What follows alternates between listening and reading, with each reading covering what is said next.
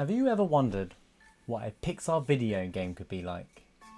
With Zelda-esque gameplay and battle, and an adventure setting where there's lots of exploration.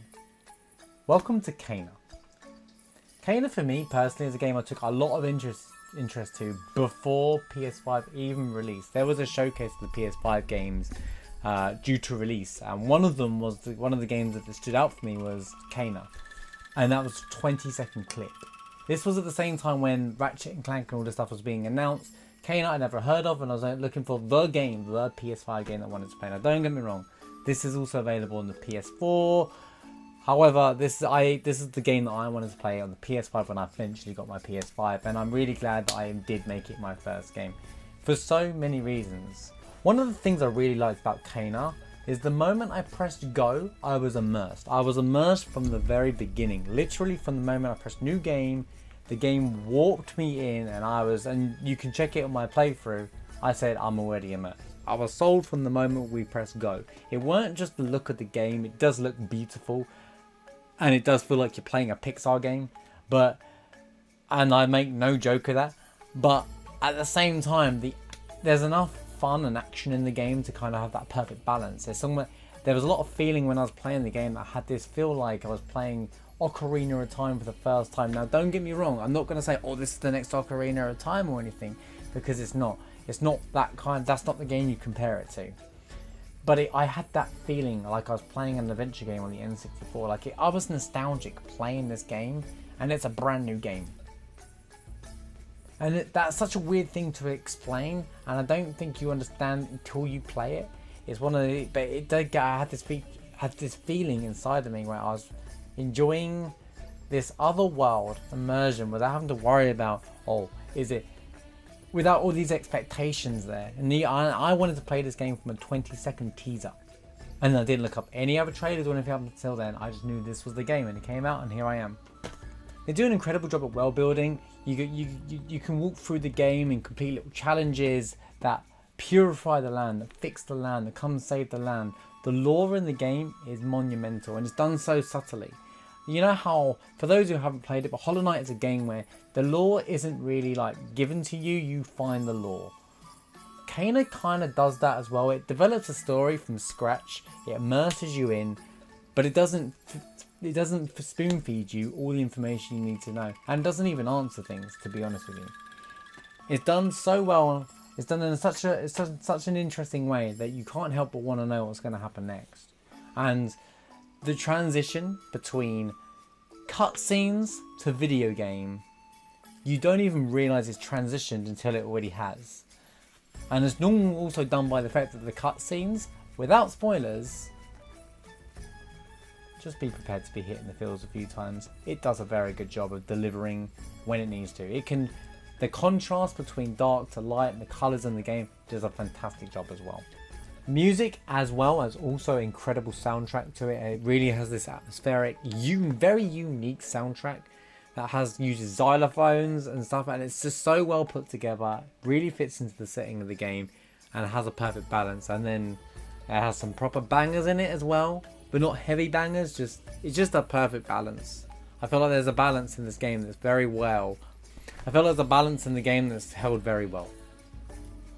One of the main objectives in the game you find yourself doing is collecting these little Pikmin-like characters as well, which are really, actually, they're not just a cute factor as well. You have to do little things in the world to interact with the game. Use your pulse, brings it out, and then, you just activate it, and then it gives you this nice little cutscene. It adds to your inventory, and it's just that very wholesome feel there between it all. Kena is also accessible for many players. It's not a game that you don't have to be a god gamer to be able to play this game. But at the same time, it has a challenge to it. But if you just want a casual experience, the game has that too. There are many different difficulty options. There's story mode, which literally means you can just breeze through the game content in terms of battle and difficulty. That means those who just want to play and enjoy the story for what it is, you can. And then there is also master difficulty, which you can unlock, which is basically Kena Dark Souls Edition. So it has a really good balance for those who like a challenging gameplay style and a nice easy gameplay style. And it's not just because it's easy, it just means because you get to enjoy the story, which even if you just play the game on easy mode just to enjoy the story, highly recommend it. because one of the things that I felt from the game is I felt like this was going to be like a, I don't know, one of the things, the early theories I had when I was going through the playing through my original gameplay, playing through my original playthrough, was I thought this was like, oh, they clearly made a TV show about it. They were going to make a TV show out of it, like a Netflix or an anime, and they thought, you know what, we could just make this into a video game. I had that lingering thought at the start of the game, and maybe that wasn't necessarily the case, but I only thought that because they're an animation company. That being said, they delivered an amazing video game. The combat is actually really interesting, has a very interesting, unique style. So there are many things you can do in a battle. This is just a fight at the start of the game, so none of the battle abilities are really unlocked, but she has a very like aggressive style attack. The battle system is pretty straightforward. Has the attack system there. You have a charge attack for more of a heavy attack if you wanted to do that. And then there is also a shield if they wanted it, so you can protect yourself from attacks. And also there is a parry that you get from the get-go as well. Now one of the things I'm going to critique about actually again is the parry in this game feels very odd, feels very wonky is an interesting way of saying it, because you have to, don't get me wrong, you do it at the right time and it obviously does its work, but getting the timer in the middle of when you're fighting certain enemies in the game, it either turns into a shield, which is okay, but then you find yourself more often than not missing, or more often than not taking damage. Come on, when they want to attack me, more often taking damage when you don't want to if you're just slightly late. Now that could be the same, Marsh, you're bad, the timing's off, but no, trust me, compared to a normal game with parrying, I felt it was one of the things you had to kind of almost relearn.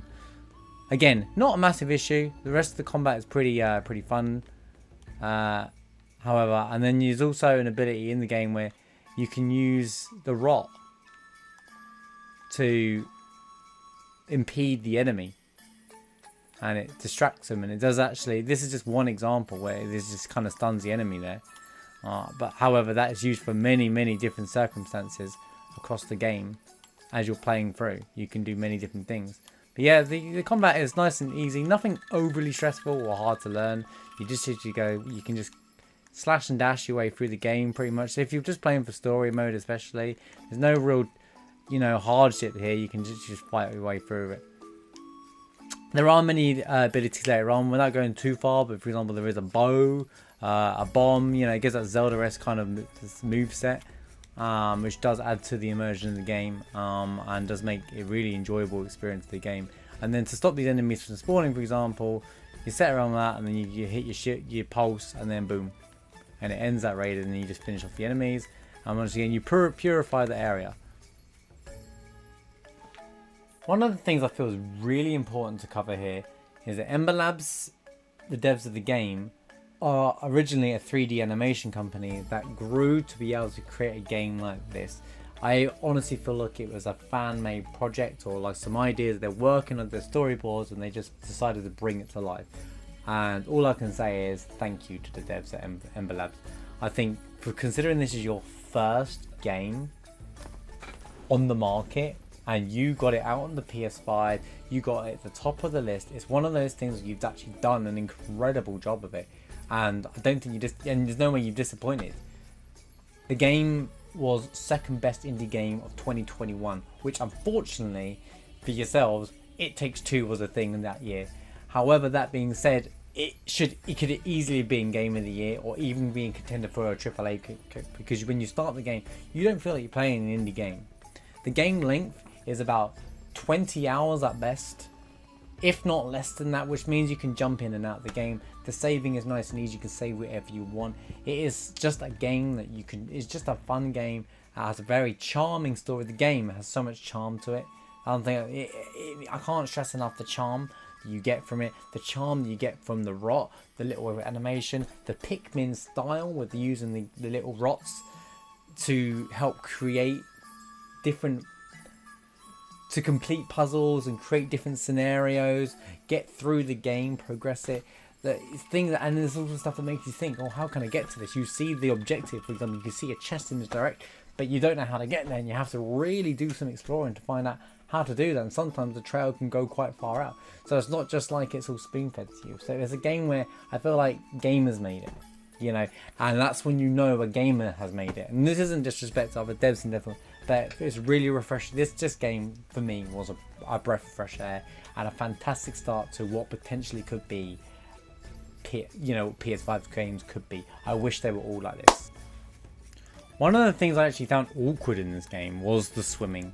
So Kana's ability to swim in this game, it feels very unnatural. She can't climb rocks that are close here, and as you can see here, she struggles to even like you think in a new game where you can climb and adventure, you should be able to do that, but for some reason you can't do that. There's no speed mode on the swim. Now don't get me wrong, this is a very minor critique, but it's one of those things that I just feel like it impeded some of my journey. There are elements and moments in the game later on I felt like it was kind of needed, but yeah, it was just don't get me wrong, it's very nitpicky, and it makes this really obnoxious sound as well at times when it's like when the game kind of glitches it in and out. But you know, if you can climb this, it's a bit strange that she can't, you know, do that. I mean, obviously I get it's just the level design, but it's just, I feel like it's one of the few elements that kind of killed that bit of immersion for me. But it doesn't really take anything away from the game, do not get me wrong. Overall, yes, I really did enjoy this being my first PS5 game. It is available on the PS4, and from the screenshots I've seen of the PS4 version, it's not really that bad. It's not, when I say not bad, I just compare it to the PS5 version, which is obviously going to be better. It's still enjoyable, it still creates the experience, and the game is not overly expensive. As I said, it's an independent game. Go try it.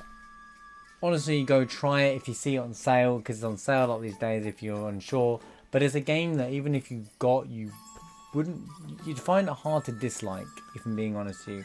And that is just my opinion. Don't get me wrong, there's so many different genres of game out there, not every game's for everybody.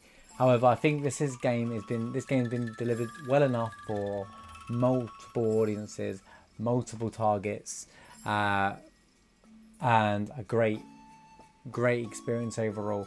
And one of the things I'm really looking forward to is seeing this world expand. The game leaves, don't worry, there's no spoilers, but the game does leave enough to question things. When I finished the game, people in my chat were asking me, who had already finished the game, what do you think about this? And I was like, I didn't even think about it until that moment. And I was like, the law doesn't explain everything to you. So either there will be future DLC or maybe a sequel, and I'm not against that. And this isn't one I want rushed, but I mean, this is a game that needs to be done right. Like I said, it's a small game overall, so it's one of those things where actually they could probably release them out, you know, here and there, or they could do DLC to the game, which would be nice as well. Either or, I'm game for. I'm really looking forward to, hopefully, fingers crossed, a future installment of the game to see what happens next. I use the term "what happens next" like there's this, like where it could go, what more you can do with the world, because it has so much potential to it. I really hope you enjoyed my overview of Kana.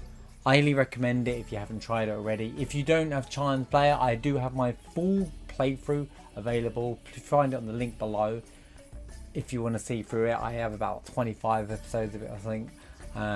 However, it's definitely a game I recommend trying out. It's in between other games, even it's a game that you can literally just switch off for a couple of hours and enjoy after a long day, turn it back on, jump out of the world again. You can save wherever you want. Honestly, it's a fun escaping world experience, and I cannot recommend it enough. I hope to see you again. Feel free to catch my playthrough. However, hopefully we get to see you again, and I'll see you guys on the next one. Peace out.